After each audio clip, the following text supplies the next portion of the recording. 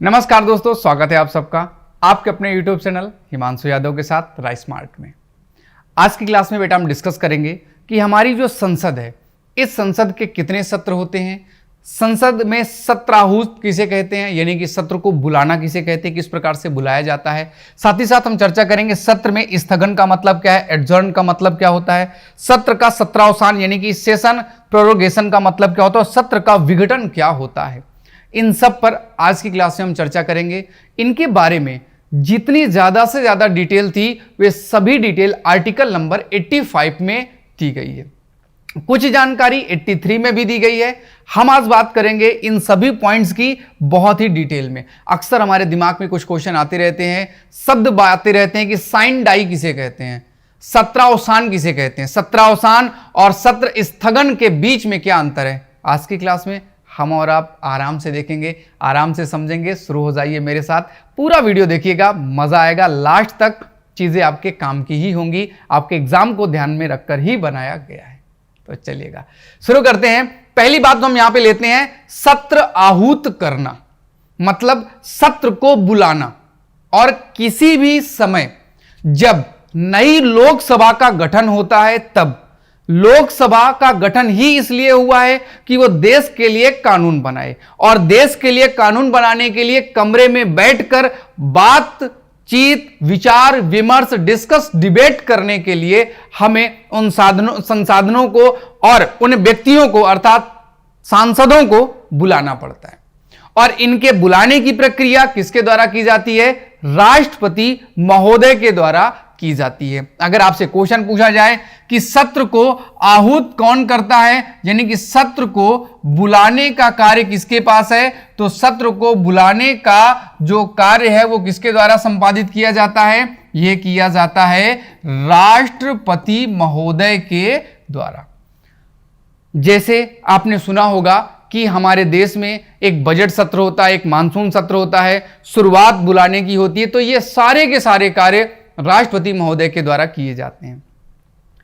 इसके अलावा जब नई लोकसभा का गठन होता है तब भी उनको बुलाकर बैठने के लिए, बात विचार के लिए राष्ट्रपति महोदय से अभिवादन भी करवाया जाता है। उनसे कहा जाता है आप अपने लोगों को समझाओ कि अगले एक साल में आपको क्या क्या कार्य करने हैं, पीछे देश ने कौन कौन से कार्य किए, कौन से कार्य करने हैं, उसे राष्ट्रपति का अभिभाषण भी कहा जाता है। ये सभी कार्य होते हैं। और आज आपको समझना है सत्र आहूत किसके द्वारा किया जाता है? राष्ट्रपति के द्वारा किया जाता है। आहूत मतलब बुलाना। आहूत का मतलब सीधे सीधे सत्र की बैठकों को बुलाना, यानी कि संसद काम करना शुरू करे, यह कार्य किसके पास होता है? यह राष्ट्रपति के पास होता है। और अगर हम सत्र की बात करें तो हमारे देश में कॉन्स्टिट्यूशन के आर्टिकल नंबर 85 में कहा गया है कि हमारी जो संसद है इसकी जो बैठकें होंगी वह 6 माह के गैप से ज्यादा नहीं होंगी। कितने गैप होने चाहिए? 6 महीने से ज्यादा का गैप नहीं होना चाहिए। इतनी बात यहां पर लिखी गई। इसको हमने अपनी परंपरा में कुछ स्थान दिया, और हमने इसे अपनी परंपरा में स्थान क्या दिया? एक सत्र को हमने कहा बजट सत्र। क्या कहा? बजट सत्र। इसके बाद दूसरा सत्र हमने शुरू किया मानसून सत्र। क्या शुरू किया? मानसून सत्र। और तीसरा और आखिरी सत्र हमने शुरू किया शीतकालीन। एक चीज और बेटा याद रखेंगे कि मैक्सिमम तो 6 महीने से ज्यादा का नहीं होना चाहिए, लेकिन आपको यह भी जानना जरूरी है कि मिनिमम भी याद रखें 2 महीने का होना चाहिए। लेकिन यह संविधान में नहीं है, इसे परंपरा के रूप में, जैसे इनके नाम परंपरा में दिए गए वैसे ही वो 2 महीने वाला भी परंपरा में ही है। अब जब यह बजट सत्र होता है, अगर मैं अभी की बात करूं तो फरवरी महीने की अंतिम तारीख को यह होता है, और इस दिन राष्ट्रपति का अभिभाषण इससे पहले हो जाता है एक दिन, और इस दिन आपका जो शुरू होता है वित्त मंत्री देश का बजट प्रस्तुत करते हैं। तो अगर हम कहें बजट सत्र कब होता है, तो बेटा बजट सत्र आपका फरवरी महीने से लेकर मार्च के महीने तक होता है। और ये डेट आगे पीछे भी हो सकता है, ऐसा नहीं है कि सेम टाइम पर ही होगा, डेट आगे पीछे हो सकती है। जैसे पहले मार्च और अप्रैल में होता था, अभी फरवरी में शुरू हो जाता है, फरवरी लास्ट में, मार्च अप्रैल तक भी जा सकता है, कोई दिक्कत नहीं है। मानसून सत्र की बात करें तो आपका जो मानसून सत्र है ये आपका आता है जुलाई में, जब पानी गिरना शुरू हो जाता है जुलाई और अगस्त में। ये मैं डेट बिल्कुल फिक्स नहीं बता रहा हूं, सरकारें चेंज करती रहती हैं। और शीतकालीन सत्र आपका जो है ये होता है बेटा नवंबर और दिसंबर में। कई बार तो ये जनवरी तक चला जाता है। जैसे आपने सुना होगा 10% आरक्षण जब दिया गया तो ईडब्ल्यूएस को, तो ये आपका जनवरी महीने तक गया था। फरवरी और मार्च में जब ये बैठक होती है तो इस बैठक में आपको याद रखना है कि राष्ट्रपति का अभिभाषण होता है जो सालाना होता है। इसी सत्र में होता है राष्ट्रपति का अभिभाषण। और जब राष्ट्रपति का अभिभाषण हो जाएगा तो यहां पर बजट प्रस्तुत किया जाएगा। बजट प्रस्तुत होता है। अधिकांशतः इसमें जो कार्य होते हैं वे धन प्लस विधायी कार्य होते हैं। धन का मतलब आपका धन विधेयक, बजट प्रस्तुत करना, बजट पास करना, बजट से संबंधित जो कार्य होते हैं। थोड़ा बहुत विधायी कार्य भी हो जाते हैं, नियमों को बनाने के कार्य भी हो जाते हैं। फिर इसके बाद एक गैप होता है और इस समय रेस्ट होता है। रेस्ट नहीं होता दरअसल यह कहा जाता है कि सांसद अपने घर जाएं, अपने घर में जाकर समस्याएं सीखें, जानें, जिस क्षेत्र से चुनाव जीत कर आए वहां की समस्याओं को लेकर अगले सत्र में आए। तो ये लोग अगले सत्र में इस रेस्ट के बाद आते हैं और अगले सत्र में आपके विधायी कार्य होते हैं। विधायी कार्य का मतलब क्या हुआ? कानूनों के निर्माण का कार्य होता है, कानून बनाए जाते हैं। और फिर इसके बाद नवंबर और दिसंबर में आपका जो अगला कार्य होता है वो भी होता है विधायी कार्य, यानी कि कानून बनाने के ही कार्य होते हैं। और फिर अगले साल वित्तीय कार्य यहां पर फिर से शुरू हो जाते हैं। इस बजट वाले में बजट पेश होने के बाद 75 दिन के अंदर पास हो जाना चाहिए, नहीं तो सरकार गिर जाती है। यह भी याद रखिएगा, हिडन है।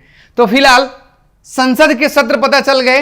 हां, याद रखना है अकॉर्डिंग टू कॉन्स्टिट्यूशन एक साल में कम से कम 2 बार तो बैठक होनी चाहिए, लेकिन ट्रेडिशन में, परंपरा में हमारे देश में कितनी बार होता है? 3 बार होता है।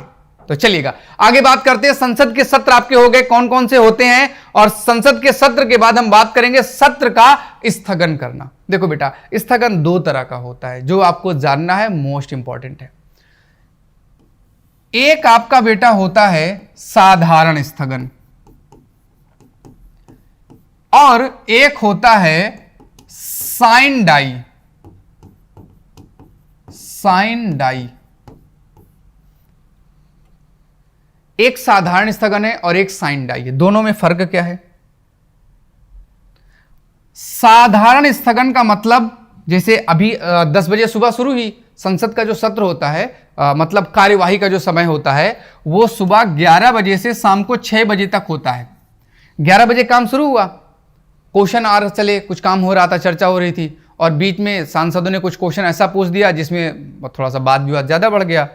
सांसद अब उनका कहना नहीं मान रहे हैं, तो क्या करते हैं अध्यक्ष महोदय या सभापति, राज्यसभा में तो सभापति 2 घंटे के लिए कह देते हैं 2 घंटे बाद अब बैठक होगी, आज की बैठक यहीं पर निरस्त की जाती है, या अब हम थोड़ी देर के लिए क्या कर रहे हैं, स्थगन कर रहे हैं। टाइम बता दिया, 2 घंटे, 3 घंटे, 4 घंटे। कल दीपावली है, कल होली है, तो होली की छुट्टी दे दिया कि भाई 2 दिन होली की छुट्टी है। साधारण स्थगन का मतलब क्या होता है कि जब अध्यक्ष ही करेगा, ठीक है, स्थगन दोनों अध्यक्ष ही करेगा, और इसमें अध्यक्ष समय बता दे, समय बताकर अगर समय बता दिया जाए कि 2 दिन के बाद, 3 दिन के बाद, 4 दिन के बाद, 5 दिन के बाद, एक वो टाइम फिक्स हो, तो उसे हम कहते हैं साधारण स्थगन। और अगर समय ना बताया जाए तो उसे साइन डाई कहते हैं। इसका मतलब क्या होता है? इसका मतलब होता है अनिश्चित कालीन स्थगन। अनिश्चितकालीन स्थगन का मतलब क्या हुआ? डेट नहीं बता रहे हैं कि अब कब मुलाकात होगी, ना दिन की ना समय की। अगले बैठक या कार्यवाही की डेट, समय ना बताया जाए। साइन डाई किसके द्वारा किया जाता है? यह भी अध्यक्ष के द्वारा किया जाएगा। लोकसभा में तो लोकसभा अध्यक्ष करेगा, राज्यसभा है तो राज्यसभा के सभापति करेंगे, ये दोनों में होता है, ठीक है। अब देखो यहां पे मैं बताना क्या चाह रहा हूं कि अनिश्चितकाल, अगर किसी ने गंदे शब्द बोल दिए, ज्यादा मामला गर्म हो गया, तब ऐसे मामले में अध्यक्ष टाइम बता देते 2 घंटे बाद मिलना, सब ठंडे हो जाओगे। लेकिन जब सत्र खत्म हो जाए, जैसे बजट के अब बजट सत्र खत्म हो गया, अब अगली मुलाकात हमारी होगी मानसून सत्र में, तो उसे साइन डाई करवा दिया जाता है। अध्यक्ष महोदय ने साइन डाई कर दिया, मतलब अगले मिलने की मीटिंग को उन्होंने नहीं बताया। अब मान के चलो कि साइन डाई का मतलब है अब राष्ट्रपति फिर से बोलेगा, सत्राहूत करेगा, बुलाएगा कि भैया मानसून सत्र वाली बैठक 17 तारीख से है, आ जाइयो।